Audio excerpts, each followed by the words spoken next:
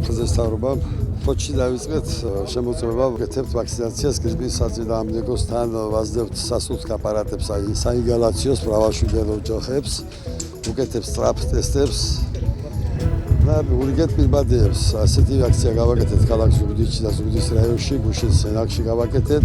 ვიმყოფებით ქალაქ ფოთში, დენურთა კომპაქტურ ჩასახლებაში, სადაც მიმდინარეობს აქცია აფხაზეთის ჯანმრთელობის და სოციალური დაცვის სამინისტროს სპეციალური მიზნობრივი პროგრამის ფარგლებში.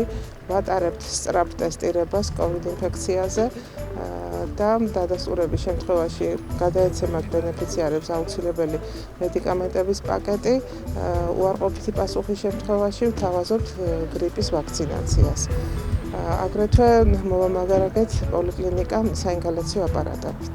აფხაზეთის მთავრობის მიერ კიდევ ერთი მეტად საჭირო ღონისძიება ტარდება ჩვენ ქალაქში, კერძოდ ტარდება ვაქცინაცია გრიპის საწინააღმდეგო და კოვიდის ტესტირება, სწრაფი ტესტირება დევნილ მოსახლეობაზე. მე კიდევ მინდა გადავუხადო მადლობა აფხაზეთის მთავრობას იმ ყურადღებისათვის, რასაც ისინი მუდმივად იჩენენ ჩვენი ქალაქის მიმართ.